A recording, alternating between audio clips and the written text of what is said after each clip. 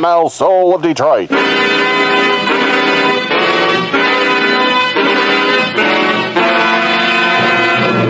A new dramatic series starring ML Elric.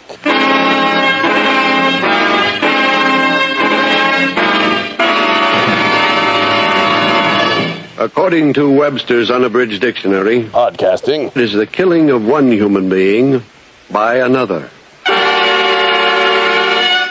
According to him, podcaster it's just the beginning of a dirty, dangerous job that doesn't end until it's Shawn Windsor's found.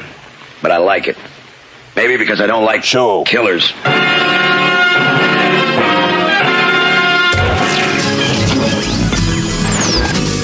ass interrogative question around my face. It's gone. What are you doing? That is not paid for by them. That is paid for by the people of Detroit.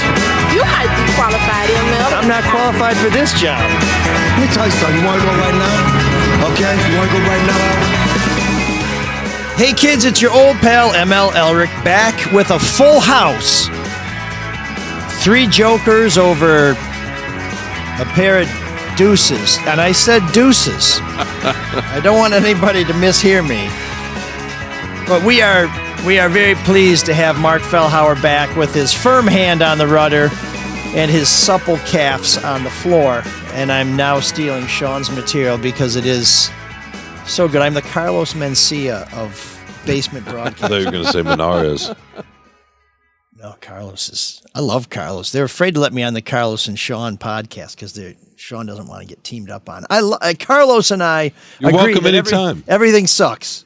Until it doesn't, then it's great. Well, and everything's a conspiracy against you, that you're the center of the universe. Which makes sense because that was a great intro. And when you mentioned the podcast starring, ML Elric, right? Yeah, so, 15 times. And nobody else.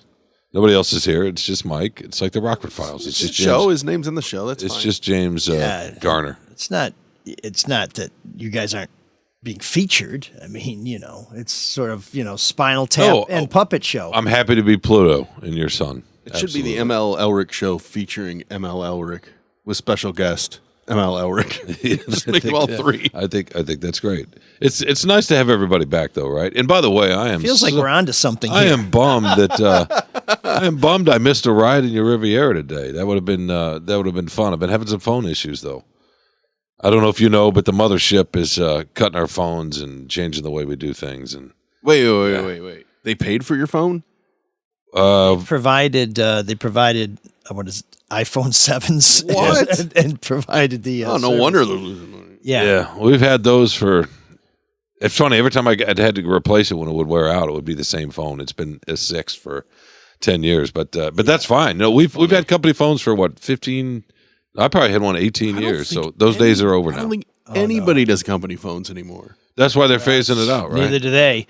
But no, I've always paid for my own phone because I change employers, but I never want to change numbers. Yeah. And also because when people talk to me and they say, hey, am I just talking to you? I'm like, yeah, you just talked to me. My boss doesn't see the phone bill. They don't see who I call. They don't see who texts me. If you're talking to me, you're talking to me. And I think people appreciate that. But, I took Teresa to the place where I get my phone because there's a great crew at the Xfinity store on Woodward in Midtown. And so I took her in there and introduced her and said, what deals do you have to add her onto my plan? They said, oh, you just missed the Apple deal where we could have given you a free, high-end phone. I was like, boy, when I told you to go in December, you could have got a free. Okay, well, now you can get a free Samsung phone. Well, I'm not sure I want to switch to Samsung. Right. Okay, but you can still get a free updated iPhone SE. And it's like, oh, okay, well, maybe I'll think about it.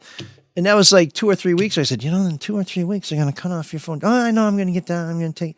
Well, yesterday I'm trying to call and I can't get through because everybody got cut off because you guys knew it was going to happen. I got cut off yesterday, but I did not. I'd missed the email. So, look, I knew it was coming, but I didn't see the email with the date. And then the Michigan State stuff happened, and then I lost power for 4 days, 4.5 days, whatever. And it was the hectic last couple. I gotta say, that's a great excuse. I'm going to start telling people that. I don't my want phone to got cut off. That's why I didn't answer. I don't want to equate the stuff, the Michigan State stuff, to the power, but it was just a crazy couple of weeks, and I hadn't seen the email, so my editor emailed me yesterday morning and said, "Hey, you all set for the phone?" I'm like, "What are you talking about?"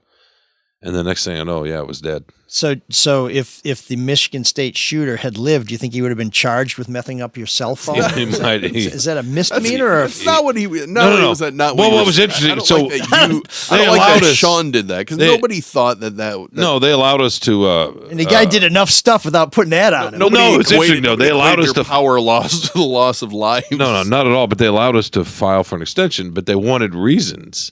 So those are the reasons I gave them. So, Did you say I want to? I don't want to. I wish. I didn't want to sound like Mike. I don't want to.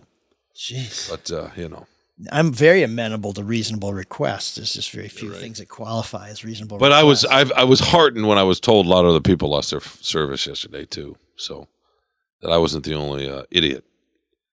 Yeah, it's very space cadet. It's very reassuring to know that I work with a bunch of nitwits. Space cadet. So we're journalists. We don't do tech. We don't do You don't deal with deadlines. We don't look at our emails unless it's a source of the very thing we're working on. That's it. We don't look at your own time frame. In our own, you get a story done in our own head. Yeah. Wow, they're probably They're probably not proud to admit it today, but this show is brought to you by Luke Nowacki of Pinnacle Wealth Strategies and David Hall of Hall Financial. We'll tell you in a few minutes how they can save you a bundle of money on your phone plans. Well, so you have enough money to get your own phone, you bum. But the one thing I'm thinking about Luke and of the market and how crazy things are, and how everybody on their own thought, oh, Bitcoin. I put $10 into Bitcoin, and today that investment is $4.14. So don't do it on your own. Get an expert. Talk to Luke, and if you need those to get experts some will money, say no anyway. They say no. What?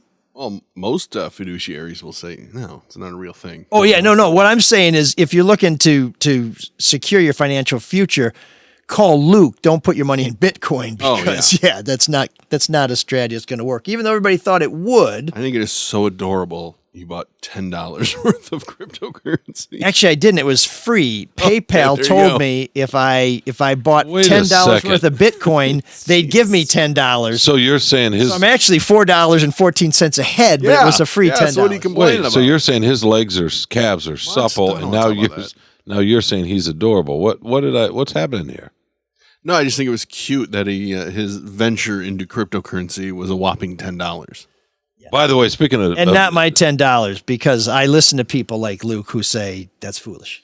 By the way, Teresa should get reimbursed moving forward for at least part of it. So you can take that money and maybe you get invest it. If you submit your bill, the company will give you $50 a month towards your cell phone, which if you're doing it right, you may end up making a couple bucks a month off of that. If you're on, what do you mean what? What's the matter? It's a business machine. I know, yeah, sure.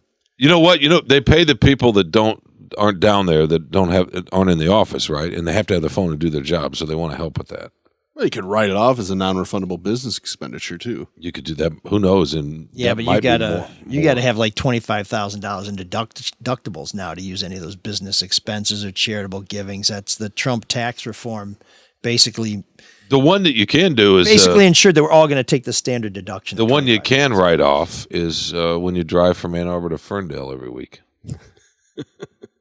I think if you reach a certain threshold. By the way, I drove from East Lansing. Well, no, I've written it off. So I drove from East Lansing to Ferndale today and hit some of that traffic that you're always. Why'd you go through Ann Arbor? Because there was something where my map program said take Silver Lake Road and you'll save 14 minutes. Oh, so I did.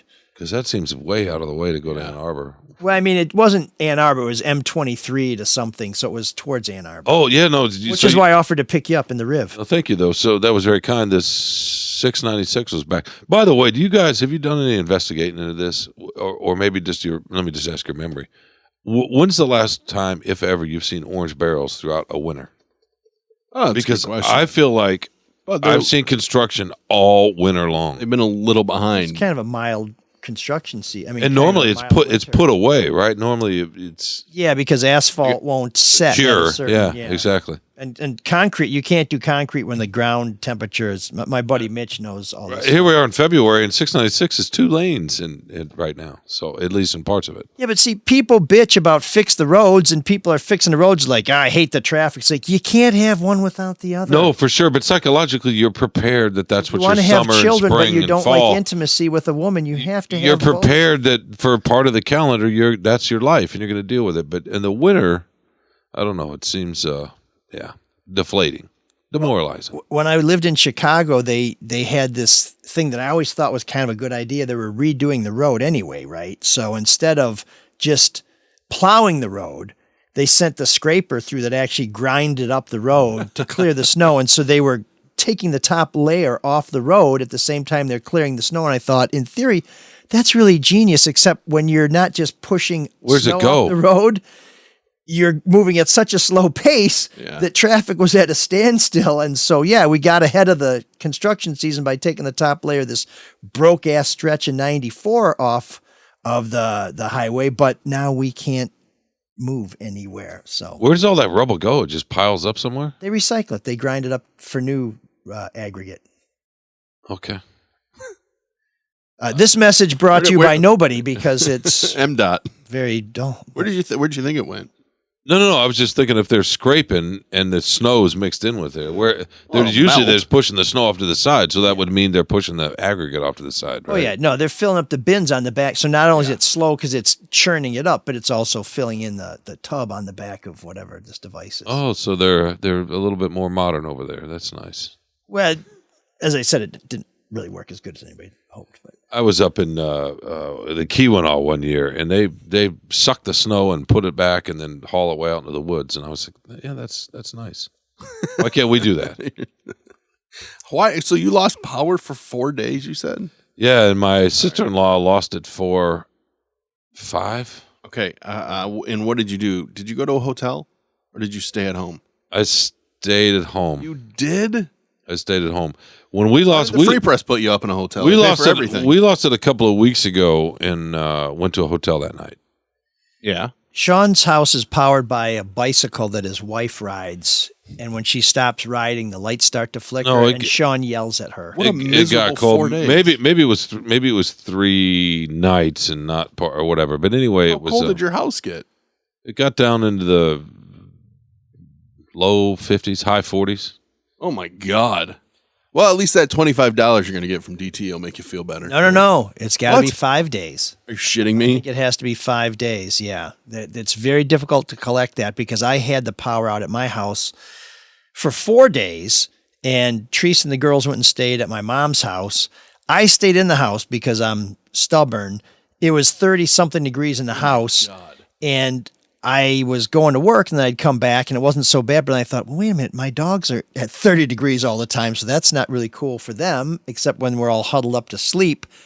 And I also forgot that Sophie had a fish. Well, you know what the thing was, really? and we don't have to. He made it for 3.5 days. You know what the thing was? The last 12 hours was just. Oh, poor guy. We don't want to make this a power show. We'll do that in a couple of weeks, or a utility show. But I will say this: DTE, as everybody knows, struggled with updates, and they were getting a handle on who was going to have power when, and they were really kind of not confused, but they just couldn't figure it out. And so each morning there for a couple of mornings, you would get you look for an update, and it would tell you, and then it wouldn't happen.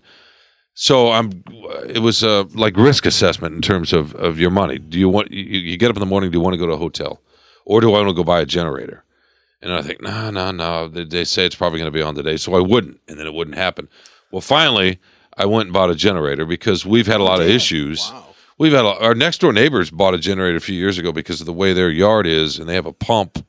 And if they lose power, they flood out, and the damage of that is way more than what a cost of a generator is, right? So, and insurance doesn't cover all of that.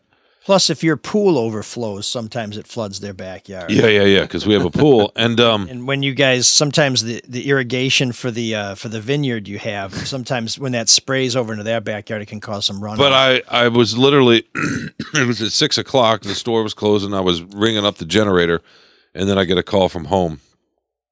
Saying the power just come on. Literally, as they just loaded the gen. Did you return it? Filled it. No, I decided to keep it. We decided to keep it. And then yesterday, when the ice came back, was like, oh, it was. God, I have that generator. I've got that generator out there. I'm not that worried, and I got one big enough to run like the furnace. It's such bullshit. In a major metropolitan area, people have to think about having generators. You heard them, right? Like I still heard generators bullshit. This morning. You could hear them kind of out. No, just on the horizon. That sound. But how bad is that? This is a pretty busy area. Lots of people live here, and it's a public utility. Yet you have to buy something to ensure, the safety of your family. Because the public utility won't fulfill their needs. It's ridiculous. When we converted our house to solar, we're still on the grid. So the downside is because we feed energy into the system during the day, and then we buy it back at night. And ideally, it's a wash, or we bank some power.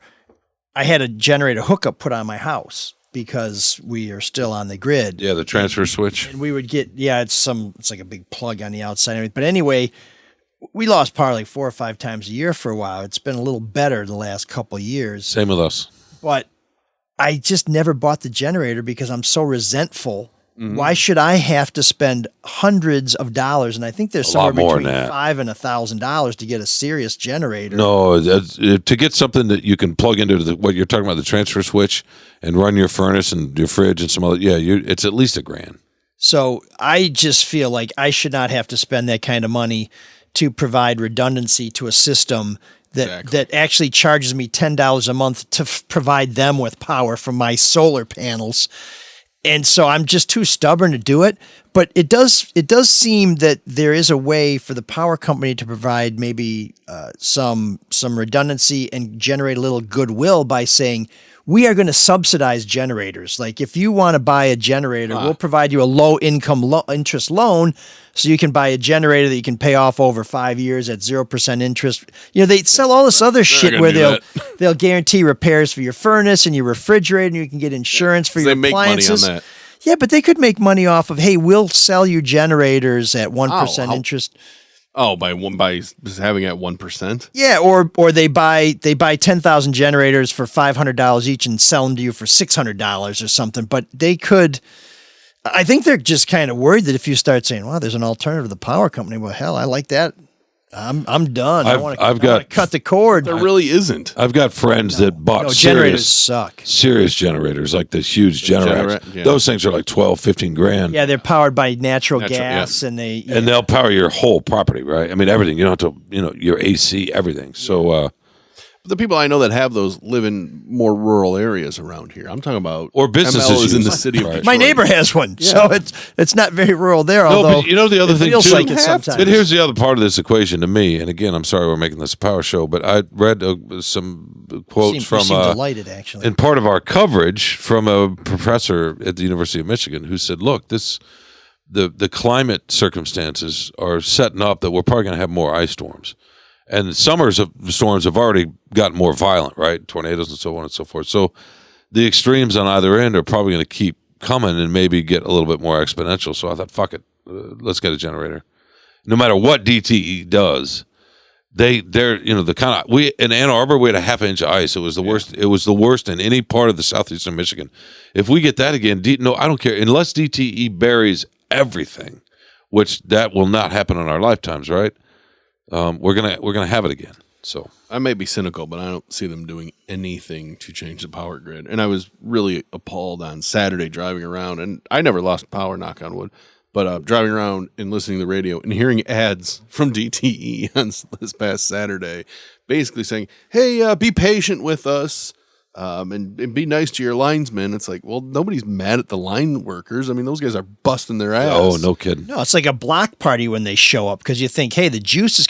That's the other thing. Why are they spending? I don't think they were PSAs. Where a station would run because it was during the day on a Saturday. That's not when radio stations are going to run. They actually had an ad purchase and placed it. No, and DTE, which is I mean, listen, timing is everything.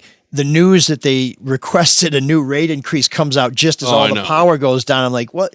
Maybe that's just bad luck, or maybe that's a sign that you guys should just friggin' start fixing shit instead of jacking up the prices on us. They won't. We have the worst power grid, and they will never fix it. Well, and as people may recall, this show a few years ago, because I know people remember every episode, we were talking about the one rate increase where not only did they increase the rates for everybody, but they tried to make a serious cut to the rate they were paying to people who generate their own power and provide it to the grid. So all this talk about, oh, we want clean energy, we want this.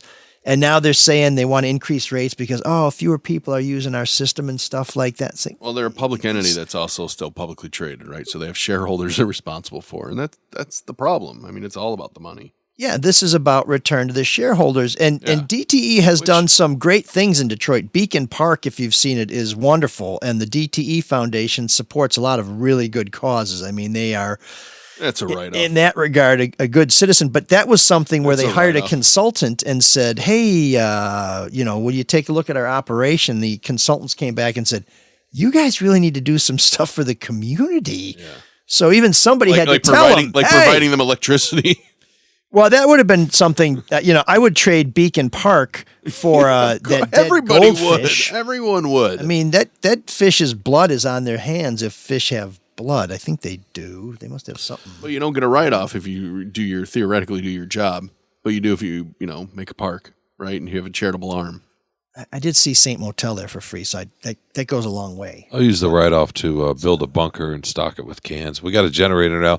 We might as well just go. We might as well just keep going down that road. ML, doesn't that just trend for him? I need a shotgun. Sean Windsor become a prepper.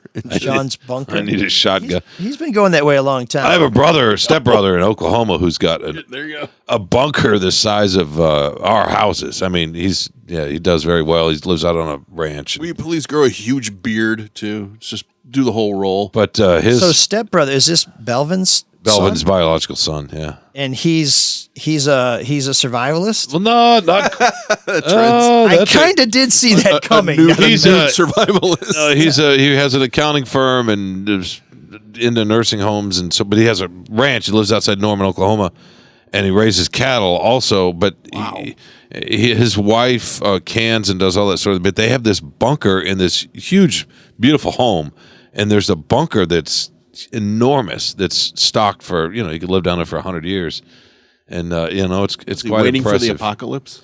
They did it for tornadoes. That makes a little more sense. Did he also make a wooden statue of Barry Switzer using a chainsaw? Is it that? No, he actually went to Ole Miss, so he's although he does go to Oklahoma games, but his brother, my other stepbrother, went to Oklahoma, so he's a big Sooner guy.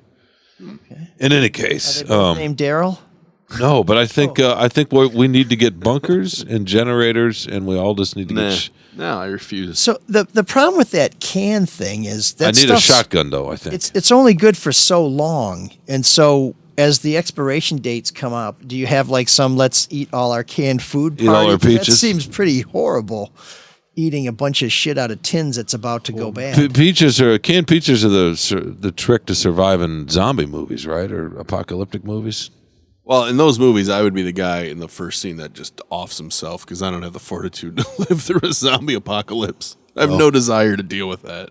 That would be kind of a drag. Although, did you ever see the movie about it's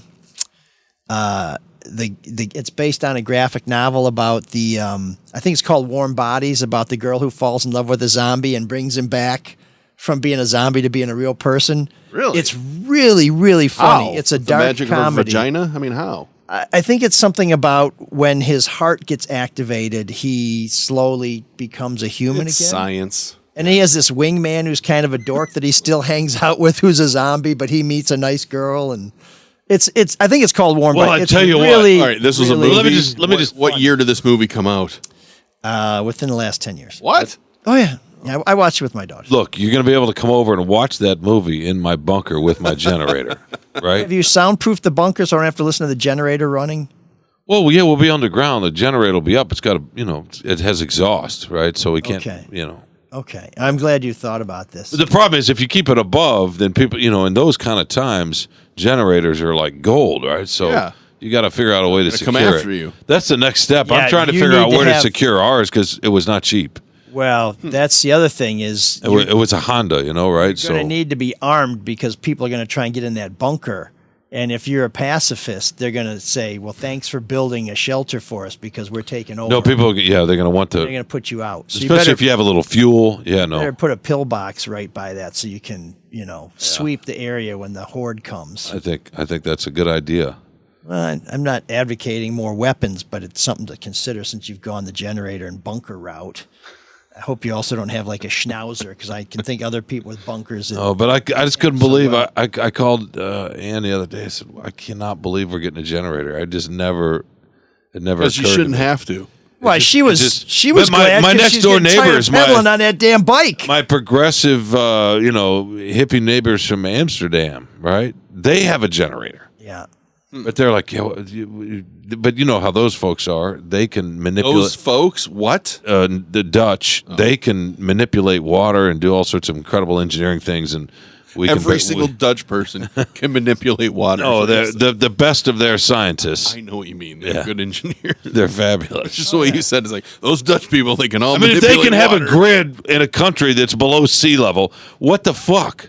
What can we do? Which is pretty dumb that they even bother, but whatever. Yeah, I mean, but they still make their shoes out of wood. So how do you figure that? Yeah, for tourists. How do you reconcile that? Yeah, for silly tourists, they make shoes out of wood. They're all high too. Yeah. Do you have any more Dutch slurs? Here, for come us? over here and buy our shoes we made from 200 years ago. Yeah, we're wearing them. We're great engineers while we're high and having legal sex with prostitutes. What a fine neighborhood you live in with your winery. Nice attacking a whole nation. Percheron stallions and. How did I attack them? Amsterdam. I'm saying they manipulate water in wondrous ways. Wow, we're a little far afield, but I will tell you when I was at my uncle's funeral. We're falling behind, man. Come on. Teresa's uncle's. Well, this comes back to your survivalist. Now, I'm wondering if anybody Mark else would say that even. No, our infrastructure's garbage. I know that. Knows end of days people, but Teresa's uncle died, Barbayani, and we went to Montreal. And Teresa has a cousin who is a doctor. Great guy. But we're at the visitation. He comes up to me and he says, "Yeah, things are kind of bad. I got a year's supply of food and gold. I'm keeping gold." And I said, "Well, because you think that the monetary system is going to collapse. So I've got gold. Well, it might. A year's worth of dehydrated What food. good would gold do if we're running around trying to kill each other over? Because it's got inherent value. It's the one thing that no matter what. But gold won't matter at that point. It only has inherent value because we ascribe it. It's not going to be something that like fuel or food or water. No, but you can use gold to make things. But I'm saying if the society collapses, though, gold won't be worth any more than the balsa wood you made your model airplane out of when you were a kid. It's just. I'll trade you some balsa wood for gold if you got any gold. Well, I'd rather have fuel or canned beans or water that's potable. Anyways, we didn't get too deep into it, but I just thought, well, this is a very interesting visitation. Give me the go. I want to go. Oh, that's yeah. But I know people. I've heard of people who are ready for the reckoning. But when you find out you're related to somebody who's actually preparing for it, I mean, that's different than preparing for a natural disaster. This is somebody who thinks that the end times are coming. Trilateral Commission is finally going to pull the plug on all this, and Opus Dei is going to kick in, and whatever keeps them busy. It's just a hobby.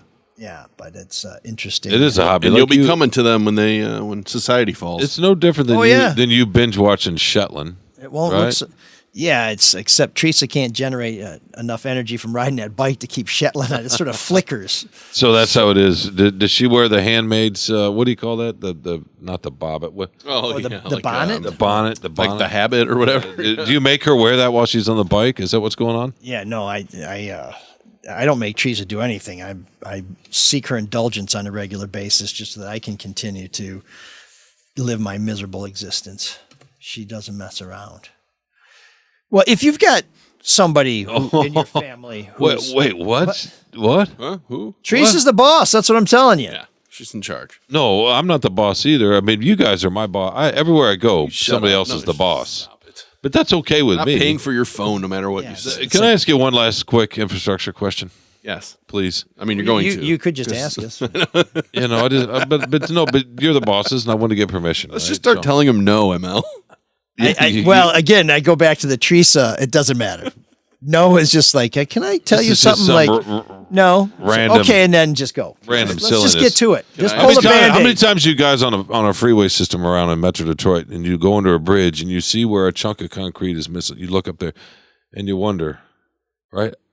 When is it going to fall? Yeah, or who is sure. it falling on, and does it ever get reported that causes an accident or a death? And there's probably no. You see stories every once in a while, but yeah, you just see all these little things in our infrastructure that probably cause all this problem we have no idea about because they're not compiled, right? Because there's no ledger that somebody's keeping all this in, so you can't look that up. Look, we just had a major infrastructure issue, I guess, with the derailment right in East Palestine, Ohio. It's not as much as infrastructure as deregulation, but we've had trains overturned. That was deregulation, right? Yeah. It's a little bit of a lot, and it's been horribly mismanaged by everybody since. But anyway, I didn't want to digress into that. I'm just saying we've seen these things happen all over the place, but we don't want to fix anything. We've seen a highway collapse outside Minneapolis. Remember that massive highway? I was at the Vikings camp in Mankato or wherever it was. I can't remember I was doing a story on Drew Henson, who was trying. I thought you were the last guy cut. Last ditch effort to stay in the NFL, and that happened. And they sent me up to Minneapolis to do news stories on that. That was back when the Free Press used to kind of occasionally cover national stories like that. Yeah, and man, that was intense. That was Drew Henson a suspect? In blowing up that bridge? In the collapse? Yeah. I don't know, but I drive every time I go to Minneapolis for work. I drive over it. Yeah, especially if you're going to University of Minnesota, be from downtown. But like go right over the electrical grid, like train derailments. We don't worry. We're not very preemptive about a lot of things in this country. Where we're preemptive is getting rid of. Oh my God, let's get rid of gender studies majors at Florida universities and stuff like that, because that's what really matters. Well, we certainly can't do multiple things at once, right? I mean, there's got to be a singular focus on one thing for like 2 weeks. I want to hear Mike's thoughts. At some point in the next few weeks, I want to hear Mike's thoughts on what they're trying to do to the university system down there, because that is intense. Pretty wild. That is intense. There's some words not heard from Shawn on this show very often. I want to hear Mike's thoughts on something. It's usually enough of that. Well, no, usually it's offer them up, but I really want to hear what you have to say about that. And Mark, too. Hey, study what you want. I mean, that's a beautiful thing about our university. They're making it illegal. Shawn's point is, that they're not going to be able to study that. Well, now we're really far afield, but here's my feeling about that, and I really see it manifest in Michigan in a way that's really troubling. I've known the Republican Party my whole life. I grew up in a fairly wealthy community. We weren't wealthy, but believe me, when I was going to high school, the Preppy Handbook was held as a sacred text in much the way that people today hold the Kwame Sutra as a sacred text, also available at You raise your collars too? I didn't have a collar, but I would have. That was back when you had people wearing polo shirts under Oxfords, and the polo shirt would be pop the collar under the Oxford. And I knew a guy who bragged to a mutual friend of ours that he had a pair of socks that matched the color of all of his sweaters, and he had the Argyle socks. Did you ever wear? Did you ever wear DoorDash? No, but DoorDash. Yeah, DoorDash. But anyway, what I'm saying is, so I grew up in a Republican community, even though in 1980 I campaigned as a 13-year-old for Jimmy Carter. Let's hope he hangs on a little longer. Then I worked in New Hampshire for 4.5 years, where everybody is a Republican, and I've been around. At any rate, the thing about Republicans has always been local control, that we don't want the government telling us what to do. We are going to, allow you to make those decisions, because the lower level decisions are best made by the people, direct democracy. Great position. It's absolutely the way things should be. But now what we see is Ann Arbor wants to charge people to take plastic bags from their grocery store, and all of a sudden the Republicans in the state legislature say you can't do that, and they rush through some legislation. And then different places want to have different the people want to raise the minimum wage, and then the Republicans in the legislature pass legislation setting the minimum wage to block them from doing it. And so you're seeing more and more Republicans no longer saying, we want you to be able to make decisions for your life in your community, passing these broad sweeping things that cover everybody. And in Florida now, which is a very Republican state, Ron DeSantis won by almost 20% for re-election. You would think that this would be a very Republican place where if you want to have a university where you teach this or that or the other thing, people would say, well, that's not my thing, but if you want to do it, that's a local decision. The market will decide whether that's an appropriate major, whether you can sustain that. And instead, no. The Republican Party is now acting like the big brother party, telling people what they can and can't do, which is something they've always complained about. The Democrats... They would argue that was local, though, right? That Florida is local to them because they're in control. And it's states' rights has always been a... Yeah, well, then the UN should decide everything because the UN is local for Earth. You know, I mean, you can claim that big governments are local. No, I agree with you, but that would be what they would argue. They're taking the autonomy away from a local government because universities are governed. They are. It's really something how red that state's become, by the way. I mean, it was been a purple state for for a long, long time. I think for the right candidate it would change, but Charlie Crist was not the right candidate. I will say I'm surprised too that they've taken over, that Disney zone. Yep. And have now the board is a government appointed board with a lot of donors, by the way. It's like, well, that doesn't seem like government letting business do what they want to do. Yeah, well, government telling businesses what to do, that's the antithesis of the Republican ethos, which is the market will decide and you run your business and we want less regulation. So I know we're way ahead on your topic there, but yeah, I mean, to me, this is, I don't really care what you teach. If kids want to take it, they'll take it. If they don't, they won't. But you know why they're doing it, right? If we don't get a minimum of 10 kids in my class, we don't offer the class. Well, they feel like universities are problem solved, right? Bastions of left-wing thinking, and they want right-wing thinking in there. A lot of people feel that way. Right. And, well, a lot of Republicans. And they want right-wing thinking in there, and that's fine. I mean, that's understandable from their point of view. That's fine. And I think they're doing it in part because they understand the demographics of this country and young people and how they vote. And they don't, their message isn't reaching enough young people, so they're going to have to change how young people become a little bit older people. You know what I mean? That's really what this is about. Well, to me, you don't win hearts and minds by blocking those hearts and minds off from a particular philosophy. Because the other thing is people are going to find, I remember when Kwame Kilpatrick was first elected and we went from a situation where I could call anybody in the Archer administration to ask him a question. And everything has to go through City Hall. And I talked to somebody who used to be the spokesperson for Dennis Archer, Greg Bowens, and he said, don't worry about it because the tighter the grip is, the more people will sneak out or slip out between the knuckles. And I think that's true. So these things are self-regulating, but the hypocrisy is to a degree they are staggering. I'm kind of with you there. It's staggering. But the U.S. history, do you remember specifically, real quickly, in the curriculum, not the curriculum, but part of the law, it's not a law yet, but part of the bill is that any course that calls itself American history at a public university in that state has to teach American history in a certain way. That may be more, in some ways, troubling to me, unsettling to me, than saying, you can't teach CRT or gender studies or whatever. That's saying we're going to tell you what the history of this country is, even if it's not how it unfolded. I mean, to ML's point about the market taking care of itself. So I think like 65,000 go to Central Florida, like 60,000 at Florida International. Gainesville, University of Florida is around the same. I mean, huge. Florida State, probably. Huge universities. Miami. Bigger than anything we have here. Yeah, Miami. Bigger than Wisconsin. Yeah, biggest public universities are in Florida. I mean, kids want to go to Florida and study. So if you have limitations on what can be studied, more importantly, what can be taught, you lose. There's a little bit of a brain drain where professors might, you know what, I can't teach what I want to teach here. I'm going to go to a different university, and maybe the market follows, and maybe students leave, which then costs money to those universities. Yeah, I mean, I would think maybe I'm talking fewer decades. If anything, it'd be fewer out-of-state students coming in. Probably, right? I bet their percentage of in-state students is really high to start with. So my point being, where else can you go? Go to a university, you kind of have an idea where you want to go and what you want to study, but you don't have a choice if it's blocked there, then you'll go somewhere else. Not if it's $20,000 in tuition to go to Gainesville and $40,000 to go out of state, right? So that's to me that would be the issue.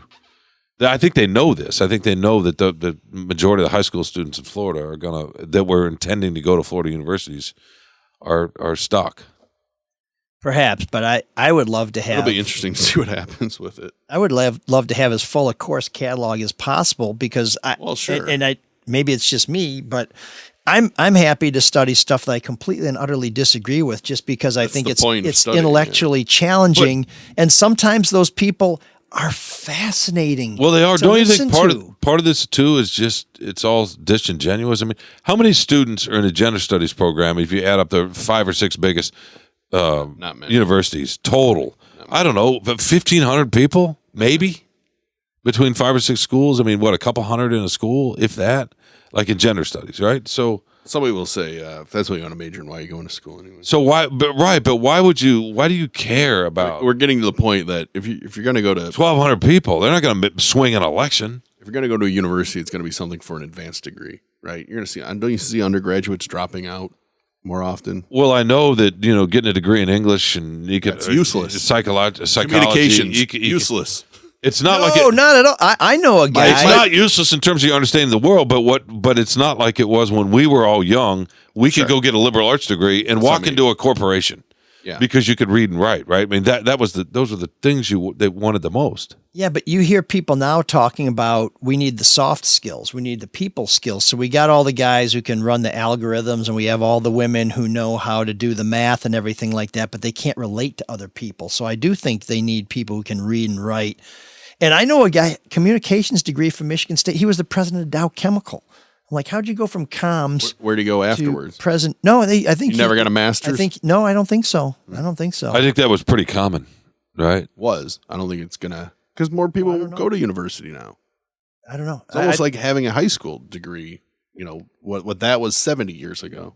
Well, what about this congressman from, is it Tennessee? The cost of it, too. We found out he just had a general studies degree when he said it was in international relations. He's like baby George Santos. Yeah, but that's an elected position, so who cares? No, I know, but I mean, this is a guy who did get a general studies degree and is trying to pass it off as something more. I mean, well, I will say this: if we are going to head more towards just engineering or any kind of science or the hard degrees, and that the way we use hard, that way you say soft and soft skills, that is going to change our society over time. If we have fewer and fewer people just going in studying history, psychology, literature, English, Russian, whatever it is, that will, to me, over time, change how we operate as a society. If we're just going to dismiss the liberal arts, which has been a bedrock of Western civilization since the beginning of it. If we're going to decide we don't care about that as a society, that will have a pretty profound effect over time. I'm with you. I'm with you.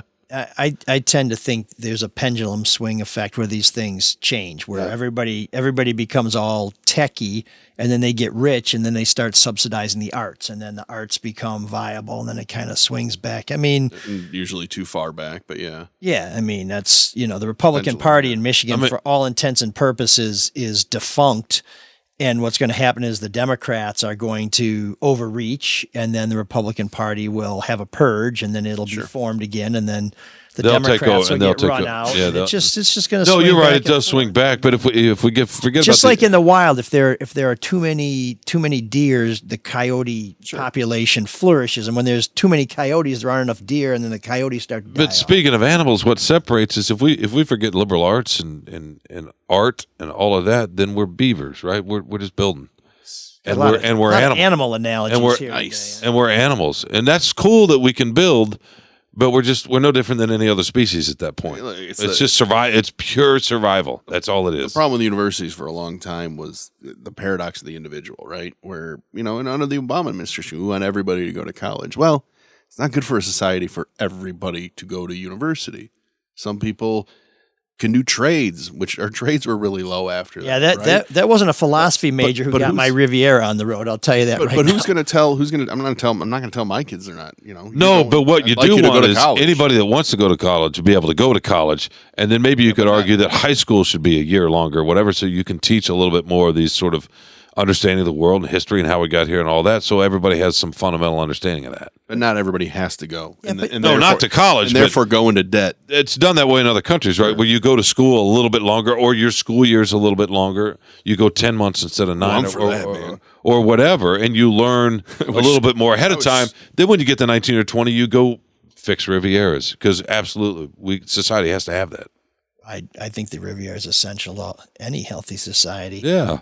But the other thing is, a lot of this tech, what's it being done? It's being done to support entertainment. I mean, our phones are faster because we want to write, because we want to watch things. So I think even the hard skills provide an opportunity for the soft skills and for the creators, for the people who want to make things. I mean, a lot of the internet is for makers, Etsy, eBay, other sites where people are selling their products, things that they've made. So technology and these liberal arts, these creative types, there can be an intersection, an overlap a little bit. And at some point, if all Netflix was doing TED Talks with a bunch of gearheads, I don't think they'd be selling any subscriptions. So they do have to work in tandem. There has to be a little bit of a symbiotic relationship there.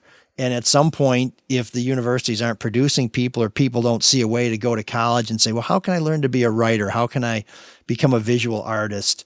Then, then there's I think there'll always be a place for that. Unfortunately, there seems to be a move to take anybody who has a belief or an interest in something that's not considered to be right down the middle of the road, mainstream, to somehow vilify them or make them seem like they're undermining our society. And hey man, to me, the weirder the better. I think that's what makes life interesting. I'd rather go to the City Club or the Shelter than to the Royal Oak Music Theater and watch Bruce Springsteen cover band or something. No, I'm with you on that. By the way, how many high schools still have garages? Because mine did, and you could take enough. Auto shop. Even Grosse Pointe South had it. I learned how to wire a box in high school. In my physical high school building, I learned how to wire up an outlet box. Is that a euphemism? How to use a sander. Is this a prom story? No, but I think that the vocations in high school. I mean, why don't we do that anymore? Oh shit, man! I mean, it was the best way to get your brakes changed, your oil changed, and a new muffler on your car was go to the industrial arts building. What a life skill! And turn it over. No, it's all sorts of life skills. My pop taught me a lot, but not everybody has a pop, and not everybody has a pop that can teach you stuff. My dad didn't teach me any of that stuff. So high school, I learned it all from YouTube when I have to fix. No, stuff and I still learn from YouTube from sure, but you get a base of knowledge in high school. Yeah, that'd be great. Well, plus, it's also a chance for some of those people with the pink sweaters to interact with some of the guys from the escort who were wearing the denim jackets with the fog hat logo on them. Of course, we also what also do we have back in those days? We had smoking commons. Yeah, let's bring back smoking. Can you imagine? I mean, now you were a smoker, weren't you? I was. Did your high schools have an area where you could duck out the door right in the hallway, and there was the escort, and there'd be 100 kids out there smoking at lunch. Yeah. All wearing Jim Morrison Lives patches on their jacket, and then there were a bunch of preppies. It was the one place where the Socs and and Pony Boy would meet. No, you're right, because the prepsters like smoking too. They smoked, right? Yeah, sure. Yeah, very nervously too. I had a friend who, or they were jacked up on coke. I had a friend who went to what? In 1985, that's absolutely what was happening. I had a friend who went to community college, and I remember going, "Well, how is it? What's it like?" He goes, "It's like high school with smoking."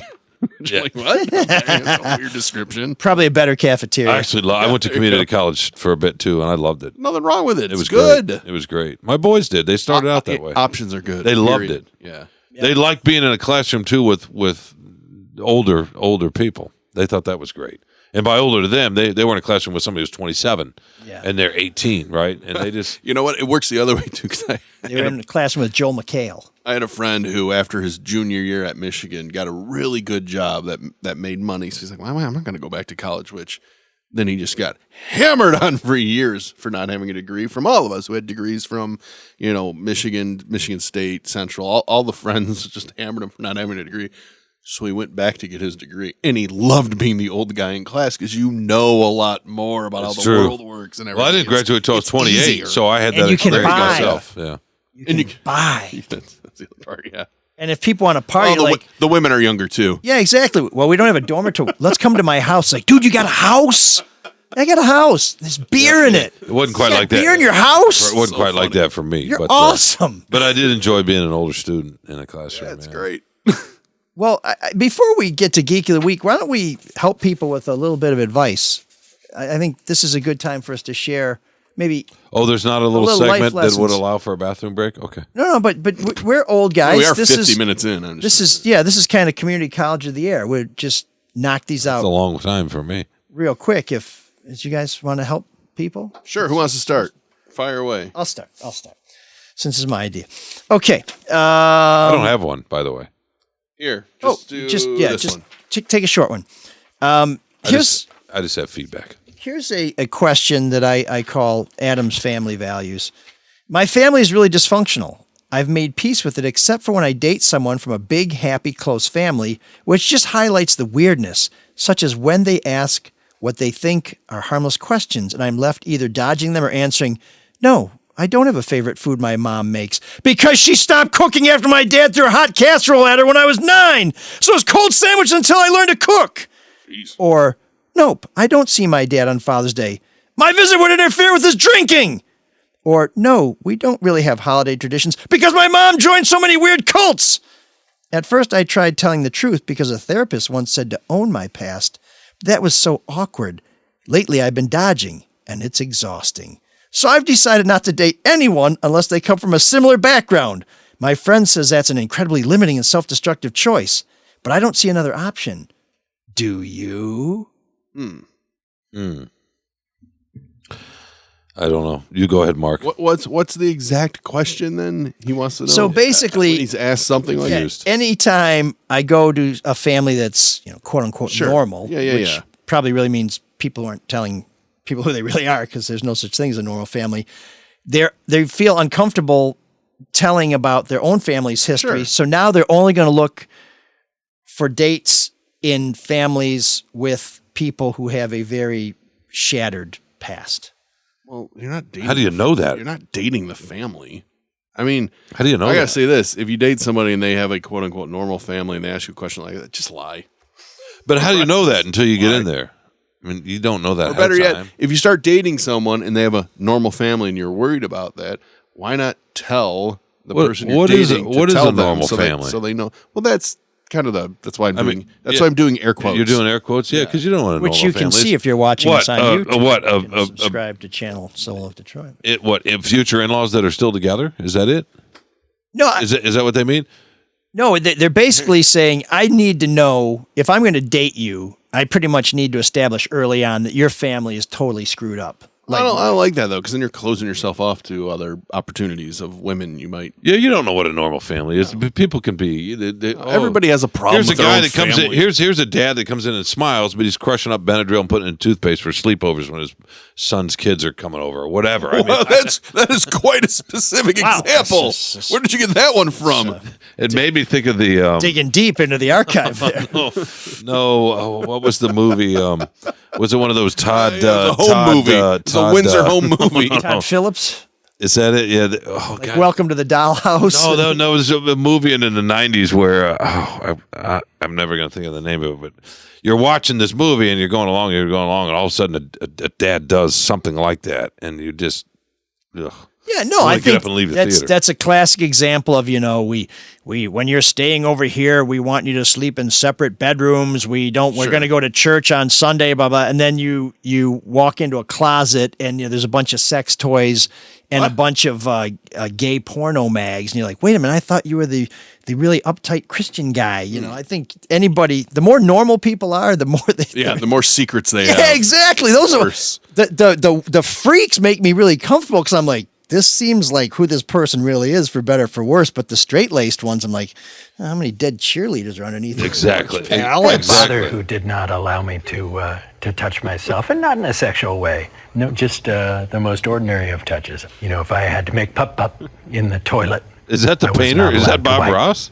I would need Guys to talking call about my his dad. father and say, Dad, I've finished. May I please wipe? No! Don't put your finger in your asshole! That is your mother's domain! Dad, there's a layer of toilet paper between my finger and my asshole. Very thin membrane. Dad, please! No! Don't touch it! Dad, I'm just trying to get the shit out of my ass. And you say, keep it in there. That's where it ought to be. And when you're done, I'll send your mother in with the shit rag. See, it can always be worse. Yeah, you could be Will Forte. That reminds me Are you of stunned by that piece of audio, Shawn? And he's No, gonna, no, he's no, gonna, it he's may gonna be- need a throat rip. It made me think of the great line from George Carlin about washing your hands after taking a dump. Oh, yeah. He's like, I'll wash them when I start wiping my ass with my hands and not toilet paper. Like this? I touch myself, I masturbate, and I wipe my butt almost every day with these guys. So, Shawn, I don't want to take I digress. I don't want to take us off track, but Again. on this Carlin thing, after every show, before you leave, you shake our hands. You don't subscribe to that, Carlin, because I know you take a break to go upstairs during the music segment, and then you come back down, and then there's not really. Oh, do I wash my hands after I? Yeah, of course I do. Okay, Yeah, right. Okay, cool. All right. Of course I do. Do you wash your hands after you touch yourself I don't do that. and then shake somebody's hand? So if you have to rearrange. Wait, how many people You are wash walking your- around you touching their wash- junk and shaking Talking hands? about. No, what I'm saying is if you're somewhere, you're out, or you're at home, you haven't gone to the bathroom, you have to rearrange yourself before you go out. But do you wash your hands? Or the next time you see somebody, you shake your hands, the last thing your hand will touch other than your steering wheel. Or your car door. Yeah, or exactly. nature. I mean, there's a lot of But things. does it all rub off on the car door and everything else by the time you get to somebody else's? In other words, is it just homophobia? I'm seriously reconsidering my notion that I'll invite my mom back on the show in May for Mother's Day. I got to tell you, there better be a chauffeur if I'm ever riding with you because I'm not opening that car door. Yeah, I'm going to have to use my foot to open your car door now. No, but that's a You're gonna legitimate need question. No, it's not. It's not a legitimate So do you question. wash your hands every time you touch yourself? I wash my hands frequently. I touch myself rarely. You never rearrange yourself? No.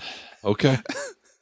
So I guess we disagree that you should only date dysfunctional families. I guess that's the answer. So you're And let me just tell you, you're perfectly proportioned, and you never. if you do decide to only date really weird families, the Windsors have a generator, so you may want to check that out. Some very joyous holidays can be celebrated in their bunker. Well, now I'm scared of Shawn's answer to this question. do you wash your hands after you masturbate? Do I wash my hands after I masturbate? Well, I'm already in the shower. You're making some presumptions there. Yeah, That's a good answer. yeah, exactly. Thank you. Yeah, there's not a sink in my car. I just killed Shawn. You know, I'm already. my white van doesn't have a comfort station when it's parked by the. already in the shower. Did you hear Mark? You know, and I Mark. thought that was a good answer. It's a great answer. When Mark said we're 50 minutes in, I should have seized on that. That was a terrible strategic mistake for me to, I'm scared forge I'm ahead. scared of Shawn's answer to this question that came in. So this is the next piece of advice. Some good friends of ours, a husband and a wife, have a painting of the wife in their living room, just the wife. The painting is a nude from her much younger days. It's not erotic, but it's very large, very explicit, and detailed. She's looking at the viewer with a direct challenge. When we visit, we're always taken to this room. I've asked to go to another room or to the garden. Well, that's kind of awkward in and of itself. But my hostess says she loves to entertain in that room because of the sea view, the view of the water, which it does have. Which first off, I don't believe that. Yeah. Surprised the painting's not covering a window. It doesn't seem that there's any polite way to avoid the giant nude, short of not visiting at all. Can you think of a way? I think the best thing to do is go, hey, is that you? And just bring it out in the open. Yeah, or just talk say, about it, right? What happened to you? Yeah. Yeah. Boy, that's quite a detailed painting of your genitals there.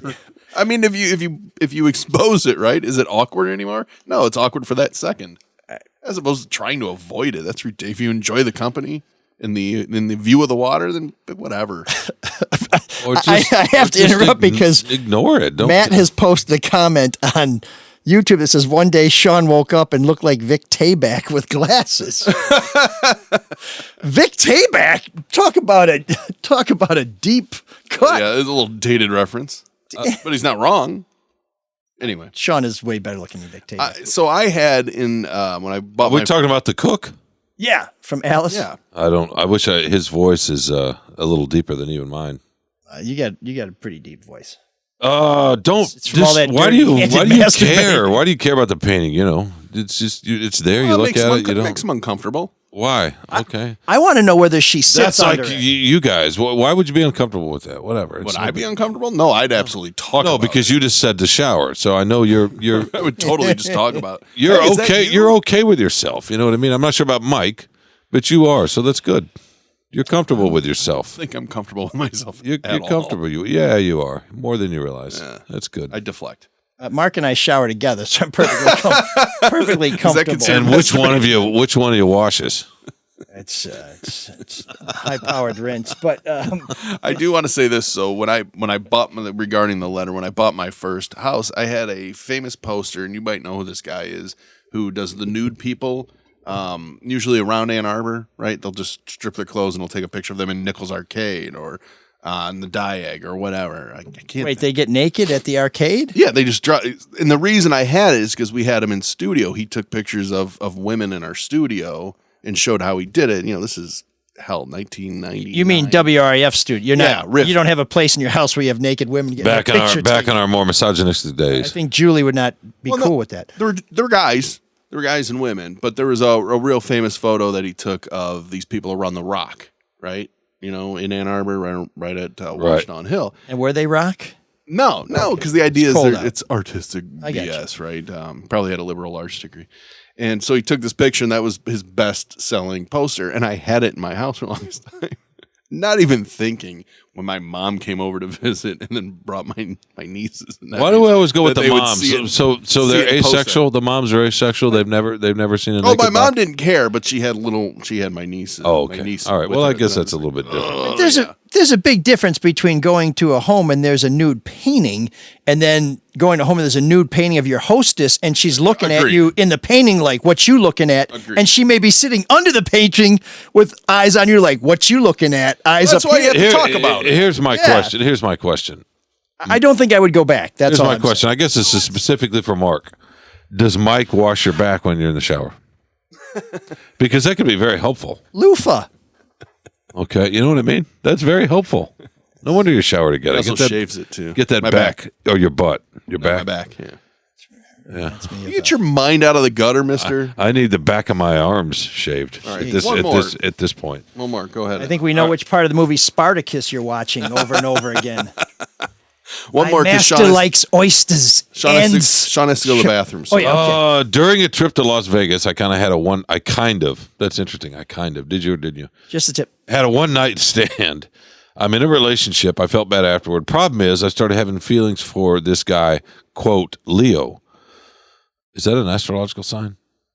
We only have the information provided. We would message back and forth, more on my end than his. I guess you could say I was hung up on him. I have since mended my relationship with my partner. My issue is Leo is best friends with my best friend's husband. When he visits, I'm excluded, which means I can't hang out with her. I tell her we are all adults, we are not in high school, and can be in the same room with each other. It's not fair to me. Are my feelings justified? Any advice?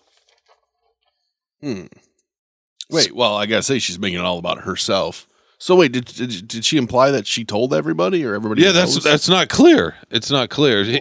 By mending with her partner, does that mean partner knows? That means it all came out in the open and everybody knows? I don't know. Well, if that's the case, then yeah, just fucking cut them off. Get rid of them. Cut it out of your life. Don't go over there. Yeah, because you have a lot of other opportunities to see your best friend, right? Is that exactly? Yeah, kind of that's the simplest thing. No? Why make it awkward for everybody because you're the one that wants to go? Yeah. Plus, you're still sending messages. It's like, hey, is this very over? Or is this not? Plus, when you're hung up on somebody or you have feelings, I mean, it's hard to shut that. I mean, that kind of has to go away on its own, right? Doesn't it? It's hard to shut that off yourself if you keep seeing that person. Yeah. Well, I'm just going with the selfish aspect of it. Yeah, so my question is, maybe she wants to keep going over there because there's still some feeling for him. Yeah, exactly. Of course. I gave up chocolate for Lent, and there's some dark chocolate and coconut-covered almonds in the freezer. I can't even open the freezer because all I'm thinking is, boy, it sure looks good. I'm just pretending there's no chocolate. Yeah, you might eventually, over the course of 20 years, decide you don't need chocolate. You can do without it. But in the moment, or for a while, you have to let that process settle. Humans are weak. Yeah, stop. Either that or the heart is strong. I mean, or maybe both. Oh my God. Damn it. All of a sudden got profound and beautiful. I didn't see that coming. Stay away from Leo. Yeah, but one person's weakness is another person's love. That's how it goes. Boners are weak too. Plus, maybe out of respect for your partner, you don't want this. Well, that's what I mean. This fool that you diddled around with hanging out. I'd be like, or that person's. I got to punch partner this or guy in the face. Yeah. Although, hey, we all saw About a Boy, and everybody's got former people together hanging out at Christmas and Thanksgiving, and we see plenty of movies where families split families. This person had an affair. This one they divorced. They're back together. Whatever. Everybody eventually comes together and breaks bread, and that's how it goes. Yeah, but it sounds like the other people in this situation aren't. Everybody has to be comfortable with it. Yeah, for sure. The problem is that they came together before they showed up at my house. I don't want to think about that. Yeah, don't think about it like that painting. Like that painting. Yeah, no, Leo's out. That's it. So Mark really uses a loofah, or no, you use a loofah on him. No. Boy, it's always awkward to go from a moment like this to really decent people like Luke Nowacki and David Hall, who don't countenance this kind of foolishness. But we should probably tell you about some people. Very important message. Whose advice is better than ours. Yeah. The first one will start with Hall Financial. If you have a lot of debt, like say credit card debt, what are you paying, 25% or something?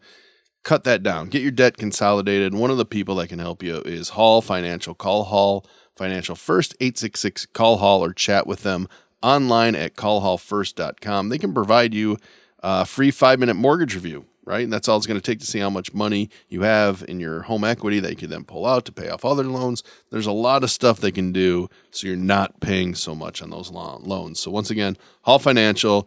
If you're calling to purchase if you want to purchase a new home or refinance your current home or take money out of the home, it's 866-CALL-HALL, or chat with them online at callhallfirst.com. And the other guy, speaking of money, that's going to help you is Luke Nowacki. You got to have a plan, right? If you're going to make a big purchase now or even down the road, you got to have your money in order to figure out what you're going to have now, what you're going to have in the future. You got to have goals. Luke Nowacki, he's got a whole team at Pinnacle Wealth Strategies who can help you plan for all those goals. So call Luke today, 248-663-4748. He's going to give you a complimentary consultation to see if your plans align with your goals. Once again, 248-663-4748. Because when you call Luke, it's not about Leo. It's all about you, sweetheart. Securities and investment advisory services offered through Royal Alliance Associates Inc. Member FINRAS.PC. Royal Alliance Associates Inc. is separately owned, and other entities and/or marketing names, products, or services referenced here are independent of Royal Alliance Associates Inc. Oh man, the geeks have inherited the earth. Did I do that? What a dork. Does him wanting to play with us again mean that he's turning into a geek, or we're turning into cool guys? So have you guys seen these ads for him? Oh, yeah. For hers? Yeah. They run all the time during sports. Yeah, and there's one in particular, the for hers ones. There's a very lovely, big, beautiful woman who is depressed, and she has a cute little dog. Aww. And she goes online, and she gets some medication, and depression's gone. She feels happiness. She feels so easy. She feels joy. It's just gone like that. And there's no mention that sometimes when you get medication, it's not the quite one. It can cause really wild mood swings, and you should be very closely monitored. But so anyways, she goes to this website, and her life is turned around. And then are you a Scientologist? No. I'm saying you should be supervised. You should have psychiatric care, a medical professional who you talk to on a regular basis. They would not believe in that, yeah. Just asking. And then the lovely local, is it Kristen Bell, comes on, who is just the opposite. She's probably size 0 in a dress, and she's wealthy, bummed out. very famous. Yeah, and she's got 5 versions of herself, but they're all depressed, and they call for hers. And it can happen to anybody. And they get some medication, and all 5 of them are good. Maybe she's schizophrenic because she has so many personalities. But anyways, for hers, as far as the world's concerned, women are just nuts. But the ads for him, true. I need hair and I need a boner, and they just see the world as guys are out, and then they and then anxiety. It's like, so women are nuts, and they can get some medication. Guys maybe anxious, but mostly we're worried about our rug and our tackle. And if you call for hymns, you call them and they fix everything. And I just think that whole that we're business, past that. Well, it first of all, it's not that easy to get help if you're struggling. You should get help. And guys, you should not be ashamed of needing help if you're feeling depressed or anxious or anything like that. We all do. And help is healthy. But this worldview that women are crazy and need a pill, guys are flaccid and need a pill. Now, see, I take that message as... And everything will be fine. The cause of most male depression is the fact that they're either bald or can't get hard. Yeah. Yeah, that they're... So you solve one of those problems, then we'll get to the depression part. Which, of course, isn't true. That's why you're anxious. I'd be happy if I figured out how to put an outhouse with a proper stack in the bunker. Yeah, no, Shawn then is... we'll really be set. Shawn is sitting here happy as a clam with a priapism, so it's not true at all. But I just think that whole notion that they're selling the for hims, for hers is just totally fallacious. It's misleading. It's an ad. It's dangerous. It's chauvinistic. And so, hey, if you want to get hard, though. Yeah. So, as someone who is sick of seeing their snake oil ads, I've decided to make them our Geek of the Week, and I feel better. Good.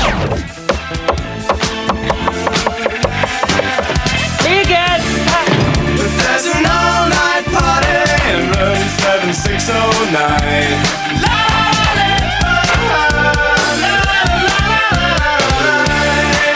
And you can dance together all night if you've got the time.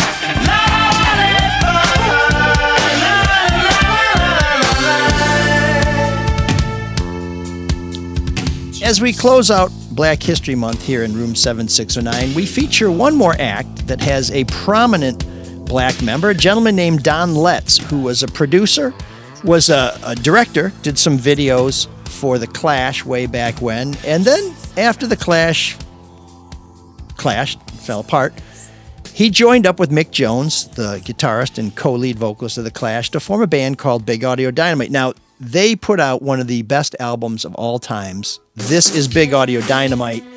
And the reason it stands out is because Don Letts and his sampling skills made it unlike anything we'd heard before. And this is Medicine Show from Big Audio Dynamite.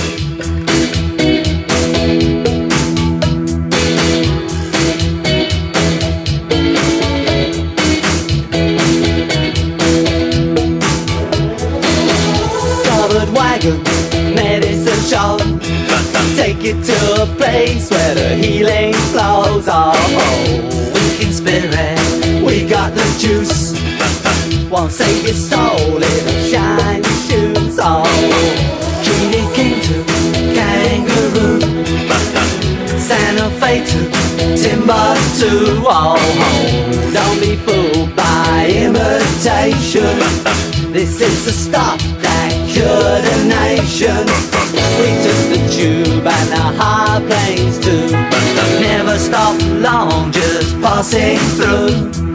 Drop of the laughter of the mate of France makes a hopeless crippled dance. Oh, it was really foul weather when we got tarred and feathered. You could hear the 6-gun sound as they chased us out of town. Oh, in India we're all the rage. Discovered that it's great as aftershave. Oh, dropped in the sea just off Japan. Swapped 20 bottles for an Aqua Wolfman. Oh, immunity from ridicule improves your brains if you're a fool. Oh, when I read in the Middle East, traded some for a hostage release. Now if you're bored, it'll give you hair. If you've got straight trousers, it'll give you flares. Feeling up, you'll get depressed. Out of style, here's a brand new dress. Oh, it was really foul weather when we got tarred and feathered. You could hear the 6-gun sound as they chased us out of town. Who the hell is that? One bastard goes in and another comes out. What? Cut it out of here. Cut it out. Cut it out of here. Cut it out.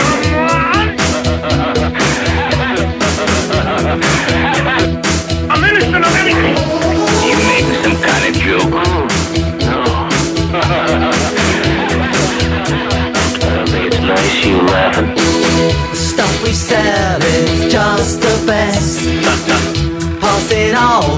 consumer test. Oh, days of heaven, nights of sin. Voodoo stick and shark spin. When all around you seems like hell, just one sip will make you well. Oh, multi-purpose in a jar. If you ain't ill, it'll fix your car. In days of yore, for all bad feelings, washing socks and stripping ceilings. Nowadays it's used medicinally for all known human malady. Oh, it was really vile weather when we got tarred and feathered. You could hear the 6-gun sound as they chased us out of town. Oh,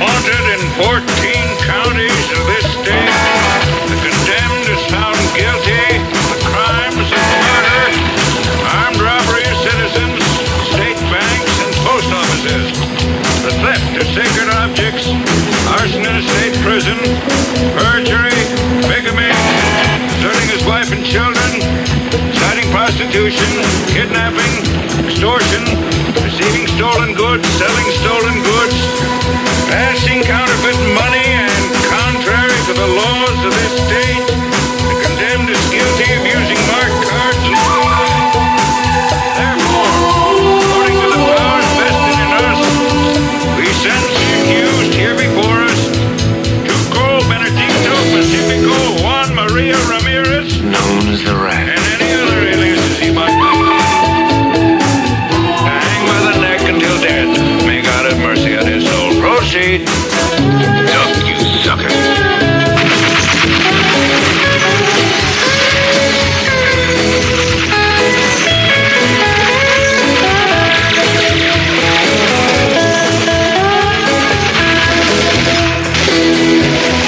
I don't have to show you any stinking vices.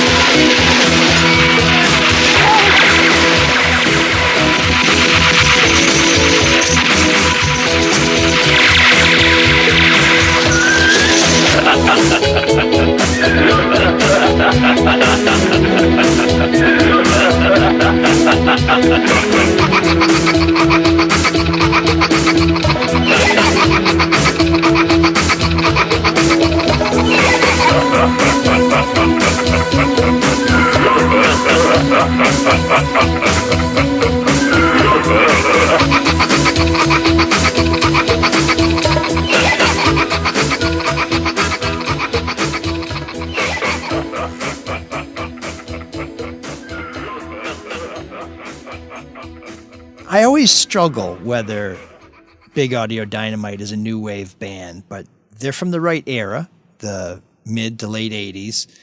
They've got kind of a different feel. They got some dance beats to them, and they have a message. So no dancing. So I'm throwing them in there. And why not?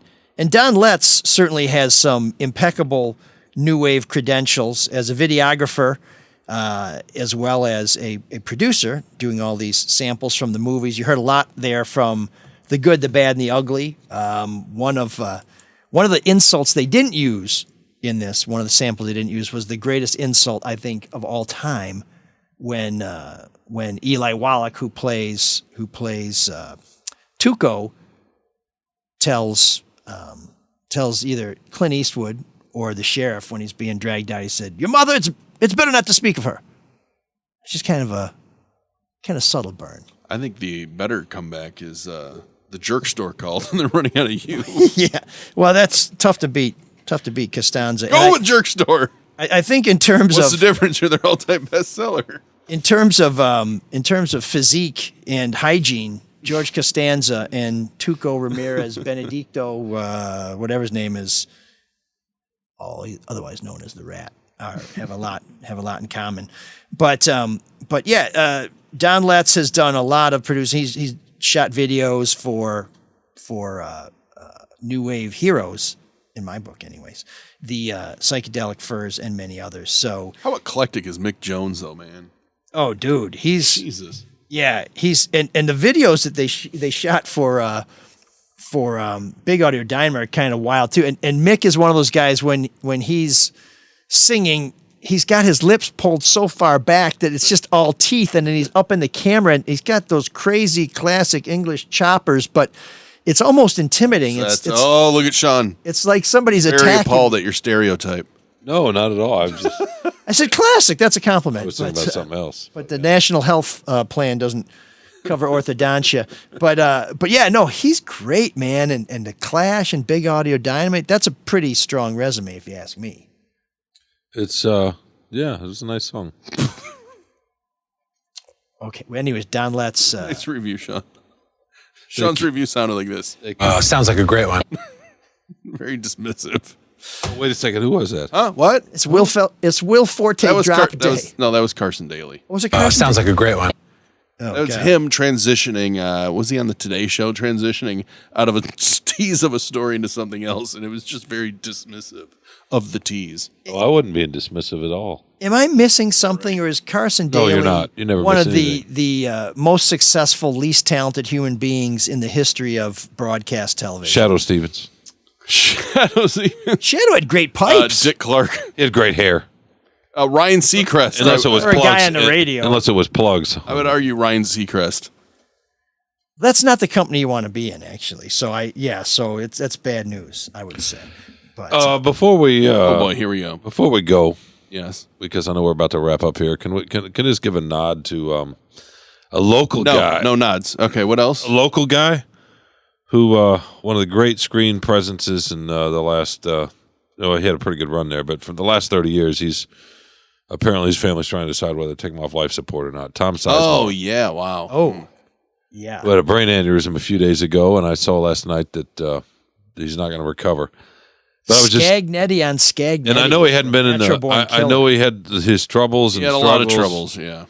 But man, there was a stretch where he's great. He was just such a magnetic presence on the screen. And I saw this photo the other day when the news first spoke about his aneurysm, and there was a long thread under the news. I think it was on Twitter, and somebody posted a photo of him in a booth, and he's just ever so slightly leaning to his right to stare at a guy in the booth right behind him, who was starting to notice the sort of nefarious activity going in his booth. This is in Heat. And the stare on his face, to me, it's one of the great stares I've ever seen in movies. He leans over and he just looks at him. He doesn't move his mouth or anything. It's just in his eyes. And he's like, dude, you don't want anything to do with what's going on in this booth. That's a different world you're in. This is a different world here. And there was so much power in that. Excellent. He had that ability, and he was a character actor, but but he was more than that somehow. He was a scene stealer. Oh. He and Chris Penn in True Romance were just incredible comic relief in a movie that was so many. I mean, Saving Private Ryan is probably what he's best known for, but I remember him in A Devil in a Blue Dress, and he had a lot of great roles, and it's really kind of sad the way his career kind of. So he's an East Side guy. I believe it's his half sister or stepsister went to high school and middle school and grade school with my sister, and I believe if I've got the right kid, she was working as a vendor at Comerica Park when I got my brother and sister involved in slinging dogs. I love how it always goes back to ML. It does. Well, I mean, that's how local he is. He's but a local guy had one of the great lines in any action movie ever. But I am the center of the universe. When he said, when he was asked if he wanted in on the last bank robbery, and he said, "Well, for me, the action is the juice," and that's from Heat, and I've always that's always stuck with me. But anyway, he had a lot of demons. He's not dead yet, and they came through on the screen, and he was very That may have been autobiographical. Is that he was a guy who had to be in the middle of it, even if it was something that maybe you should be. He was saying, "I don't necessarily need this job. I don't need the money necessarily, but I need that juice." Yeah. No, I think he did need a rush, but.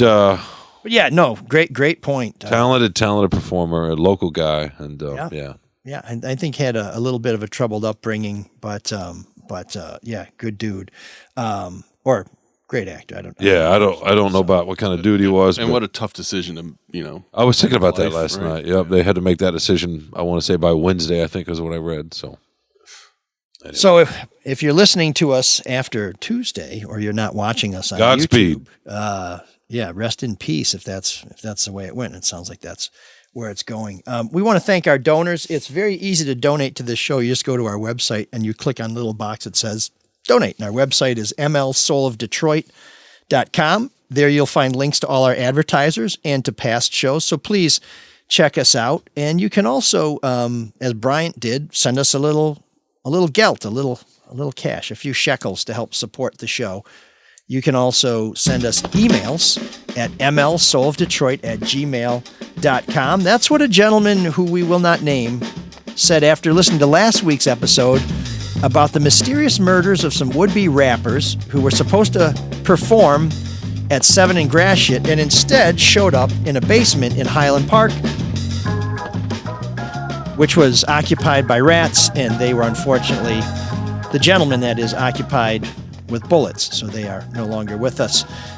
We talked about that last week, no? Yeah, That's what you just said. But one of our listeners, with Andrea Sahori of the Free Press. I did that on purpose. Great guest. Yes, I did. So this listener says, I live near there, about half mile from 7 and Gratiot, where the rappers were to perform.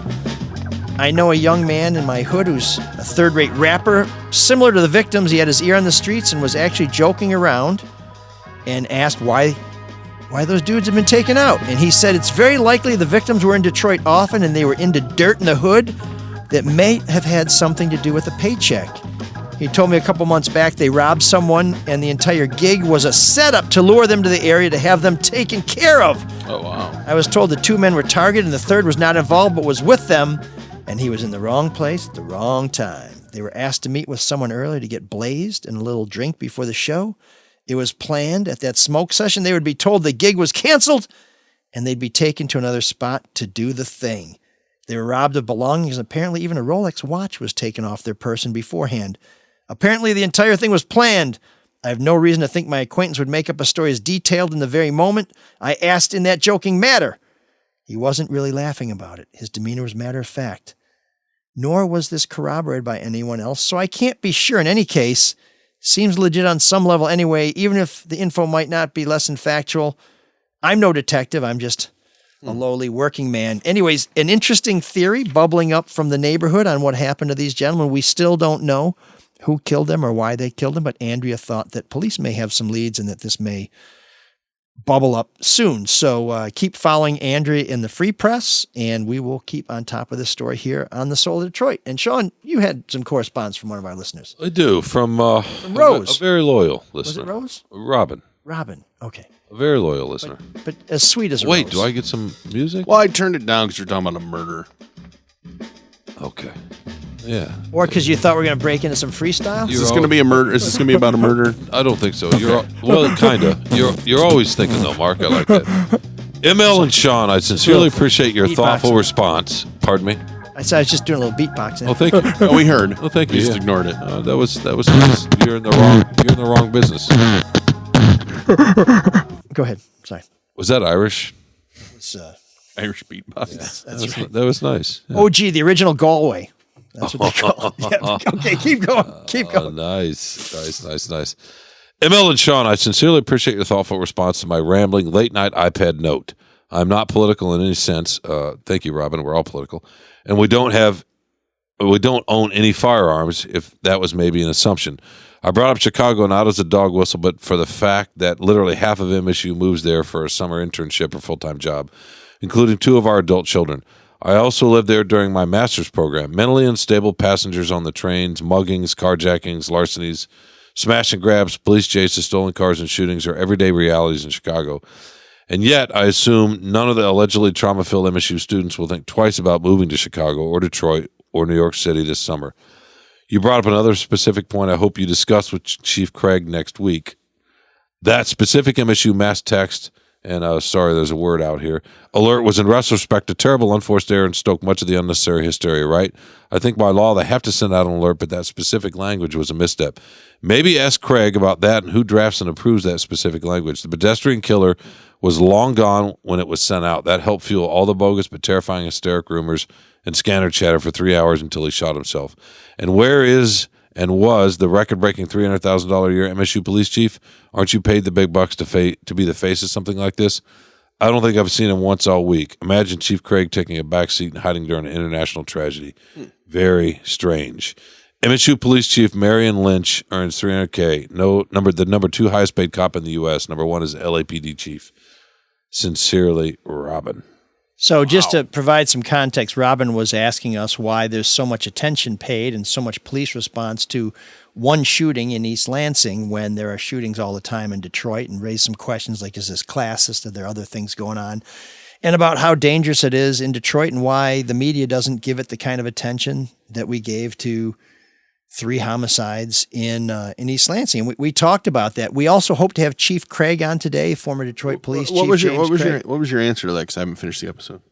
Basically, that I mean that Thank you. The amount of violence and the danger in Detroit is underreported, but that one of the issues, and that Shawn and I think took a different tack on whether it was classist. I thought it might be. Shawn didn't think it was, but the other thing is there's an acceptance. Yeah, I hate to say an acceptance of danger in Detroit. It's an expectation that it's a dangerous place, whereas we think when we send our kids off to an idyllic place like a college campus that they are now in a place where the harsh realities of life are well, there's also the distant. aspect too of a shooting that is, I hate to say this, maybe retaliatory or a gang or over a beef or something like that. Unlike these 3 rappers that were murdered down there, which is, as of now, seems to be somewhat random, but not maybe not. We don't know. Maybe scratch that. Bad example.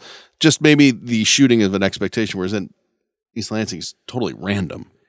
Yeah, right? It's not just that random, if I may say so the quickly. unusual. And the reason I don't think it's class is unusual. And look, there's a lot of issues with how we cover crime in major cities for sure. Right? That's a complicated deal. I didn't think it was classes at Michigan State because I think, well, it's not that I think, this is a fact.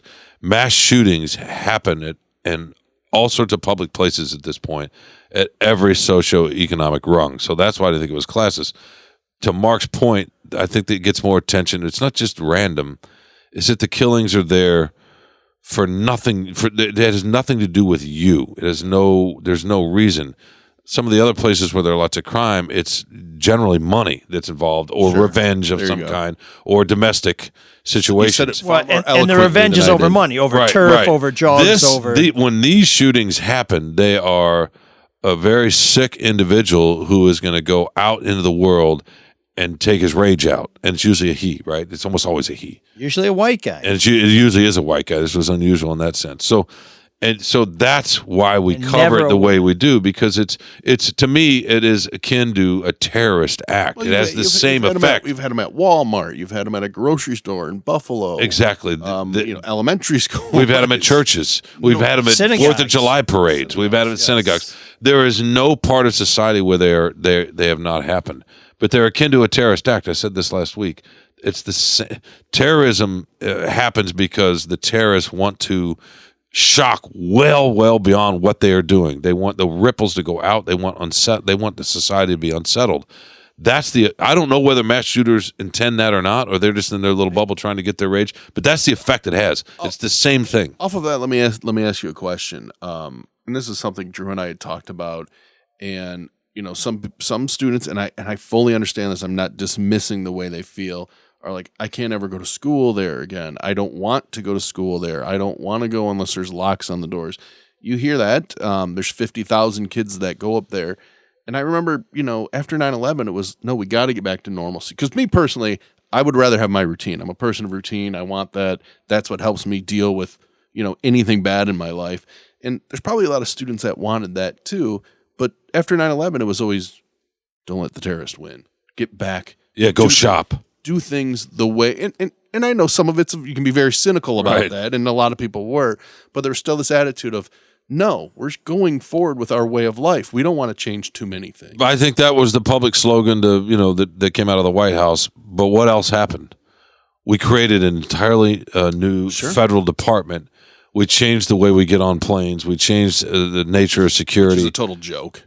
I think a lot of started reading people's email and being very invasive. No, we changed a lot because of that. So on the one hand, we're saying, hey, go out and live your normal life. On the other hand, we completely changed things. Now, maybe some of it was just for psychological effect, but some of it was real too, in terms of the machines used, in terms of what you could carry on a plane. Well, I think that was to make it safer for people to return to their normal life, even though. Sure. And that's the point of these students, I would say, by locks on doors and that kind of stuff. We did the same thing nationally for our airport system. Right. But there's no indication this shooter had an agenda. You know, it's not like he was trying to make a statement or, I mean, it just. They rarely do. He's got some bad wires. Well, I mean, some people go to a workplace because they're mad at people, or they wrong. Or the shooting in Buffalo, wasn't that a white he went person to who wanted to kill a grocery store patronized by black people. So he was definitely he had something going on. This guy just sounds like. But nobody's specific, as long as they were black, right? I mean, that was. Yeah, he wasn't looking for Jim or Dave or. No, he wanted to go take out. Specifically search the blackest zip code in his area. So to answer your question, Mark, that's what I would say is similar to these students. They want the same kind of changes we got nationally after 9/11. Do you think they should have locks on the Union up there? I'm trying to think about it. U of M. I don't think you can get in buildings without your ID card and swipe, right? On a lot of those buildings, yeah. Well, still, really? I think I'm pretty sure. I mean, I admit I haven't been back in a while, but last time I went back probably 5 years ago. That's true for high schools too now, right? Isn't it, for the most part? Well, yeah, you have to report to the office if you go to high school. You can't get in anywhere. You're not supposed to be able to, but a kid will always hold the door for you. I mean, yeah, right. I don't think the campus should be locked down. I like the fact that the campus is open. I always liked that on a Sunday, if my girlfriend was in town, we could go to Berkey Hall and just hang out and study and just walk through the buildings because they're beautiful places. Well, I'm talking like I was starting to say 5 years ago. Julie and I went and showed my daughter, and granted she didn't care because she's a little kid and who cares. But it's like, yeah, this is Angel Hall, right? And here's the fishbowl, here's the Union, because you could just because it's a public institution, you could just walk in and out. Yeah, when I was a little kid going to Ann Arbor, we need more public spaces in America, not less. No, and completely. There's a danger with doing that, but I think the reward outweighs the risk. That's the effect of the mass shootings. It's one of the effects is that they've changed. They've started to change how we think about public spaces. Even though, to Robin's point, to bring it back to her letter, the math says it probably shouldn't. But this isn't about math, right? This is about a psychological unsettling. Well, humans are very emotional, and you can look and go, yeah, the likelihood of there being another mass shooter at Michigan State. I don't know how many mass shooters have ever done it in the same spot. Once every 175 years. But if some of those students at Michigan State came from Oxford, came from Calabasas, California, came from Sandy Hook, so to those kids are like, well, how many times is it going to come to Sandy Hook? The issue isn't necessarily that it's going to come to Michigan State, but it's going to so many places that you may go to a place where it's happening for the first time, but it's happening to so many places that we're going to run out of places where it can happen for the first time because it's going to happen everywhere. I don't want to just I don't want to just accept it like, it happens and move on. No, for sure. To find a solution, but at the same time, I don't like reactionary solutions of locking everything down. But I also don't like reactionary in reverse, like a retroactive revisionist sort of, only 3 people died. Well, in the moment, nobody had any idea. It sure felt like it could be a lot worse because it has been so much worse in so many other places. And you got kids shoving couches against front doors and hitting the deck and expect them not to be have a little PTSD from that. My son had nightmares for almost a week, and a lot of his friends did. I mean, he didn't want to go back at all. A lot of them didn't, but they're back now. They just needed a little time. They didn't need it. Let's be clear. University to close. Yeah. Let's be clear about why people died. It wasn't because there weren't locks on doors. It's because someone who shouldn't have had a gun had a gun. It wasn't the lock that killed people or the lack of a lock. It was a gun in the wrong hands. Now, somebody's going to call me out, and fair enough, that he did legally possess the gun. And that is my problem, because the law should be changed that somebody like that cannot legally possess a gun. And if somebody like that gets a gun illegally and we can find out how they got it, the person who provided that gun should also be prosecuted to the full extent of the law. Or if they're a broker or a pawn shop or a seller, they should not be allowed to sell weapons. It's really fascinating, though, as to what's going on up there, because you see the press conference with the Lansing chief of police who says, we were called for a wellness check, but not on that guy, to the house. And then you have neighbors saying, The police were here when he was shooting out of that house. And this is a guy he was on probation, right? I think he'd served his probation. Okay, well, you still can't be firing a gun in your neighborhood. Well, yes, you can't do that. And if that's true, and maybe they just didn't bother bringing him in because the prosecutor wouldn't charge him or just let him go, but whatever. There's a failure there. There's always a failure somewhere. Now, would that have stopped him from doing it? Yeah, sure seems like it. But we don't accept that as a society, that there's always going to be a failure, right? I mean, we do. We don't accept that there's always going to be a failure. We want to hold it up to the law. On the other hand, we do accept the fact that because we have guns in the way that we do, and have for the last 60 years, this is going to happen. Yeah, it doesn't happen anywhere else. No. Everybody else has poverty and mental health. I think we've just accepted it at this point. We have. I mean, it's not everybody says it all the time after Sandy. But you have to take responsibility. I mean, but you have to own the fact that, and I know this is going to sound really harsh. If you say, I want my right to have a handgun with all these clips or an AR-15, you wanting that means that you are, at least in part, and I know this sounds unfair, but you are in part responsible, not for a direct killing, but by wanting that as a society, you're saying, I will accept a certain amount of shootings because we have to have these guns here. It's really not that complicated. You're right. It isn't. It's in the Constitution too. So it's not a privilege. It's a right.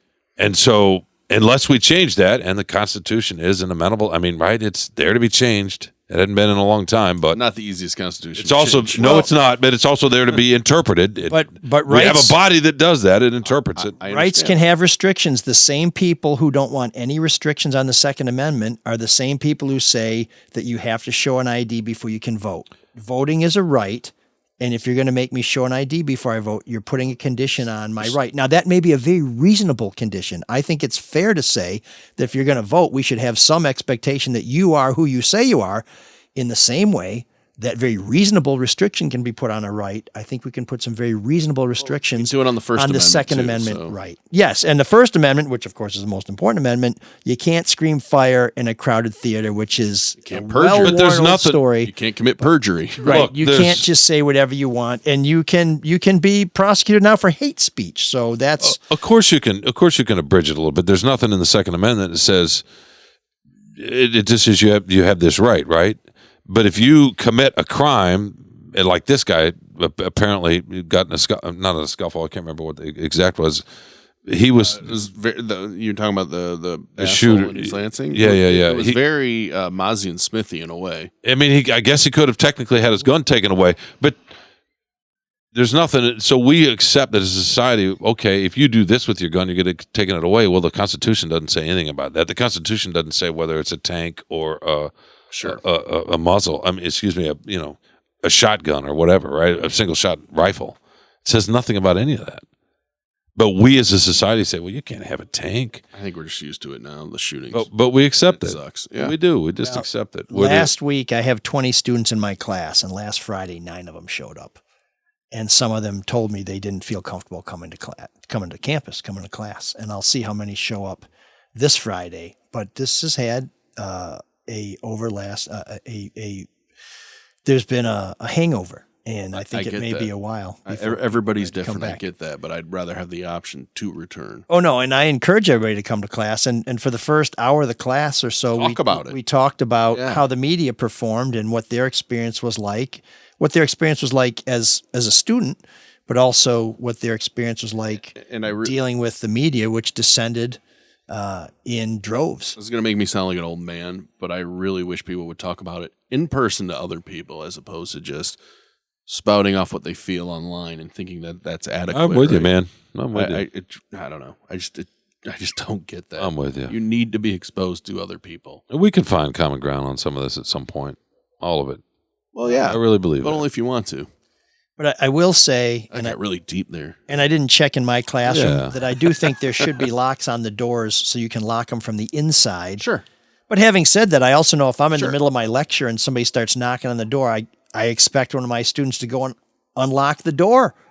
Or I expect somebody to say, I've got somebody out here, I'm going to kill them unless you unlock the door. We're going to unlock the door. Individual classrooms, locks are not the solution. I mean, it'd be good to have as a safety measure, but the problem is guns in the wrong hands. That's what killed those kids. It was guns. It wasn't locks or lack of locks or buildings being opened or closed, because for 175 years, Michigan State's buildings have been opened. And this is the first time that someone was killed by someone who isn't right in the head coming onto campus and just opening fire in a classroom. So it ain't the locks, folks.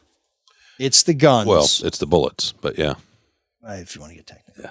I guess it's the slug at the end of the cartridge that has some gunpowder grains behind it. The slug that always reminds me. We're trying to be concise. Yeah, we are. The slug that reminds me of the Calvin and Hobbes line about how I got 6 slugs in me, and one of them's lead, and 5 of them are whiskey. That's really Calvin. Isn't it a kid's really cartoon? Deep Calvin and Hobbes reference. Boy, and how about Dilbert? Okay, that's a whole nother show. Yeah, that's a different show. What a dumb shit. What a dumb shit. He clearly didn't care, right? He had to have known. He's not an idiot, right? He's kind of doubled down on it. My favorite part is that he believes there's people out there that are going to go, white people that are going to go, the guy that draws Dilbert tells me to stay away from black people, so I'm going to stay away from him. And who's got his back? Fucking talking about Elon Musk. You know, that's the dynamic duo of all time. That's another show. By the way, Dilbert, has anybody read that for like 40 People love years? it. Sure, why not? Kind of like I can separate the art from the artist. I kind of like Dogbert. But Who's the guy with the red beard online that sums it down? Hagar the Horrible? That's talks. Yeah, hey, that's a good one. I don't know. Oh, Brett, somebody that he does these videos where he acts like he's outraged from a right wing perspective, but he's kind of gently, like a Colbert gently report. mocking actually gently mocking the right. Yeah, he had a line about the Dilbert, like, yeah, why are I can't believe they're canceling Dilbert. I mean, you read the script and you go, huh? Well, I would have thought that once we went to remote workplaces, this whole workplace comedy thing would have ground to a halt. You know, cubicle comedy seemed pretty tatty and old by 2020. God, remember when we were young and you'd go get your coffee and read Doonesbury and on campus and all that. I used to read The Yellow Kid and Gusseline Alley. All right, the big guy upstairs wants us out. That's right. So, and Mark's not I feeling got work well. to do. Yeah, exactly. Carlos and Shawn podcast. Check it out. They are Red Wings. Helena St. James, the great Free Press beat writer. Oh, sounds like a great one. Yeah.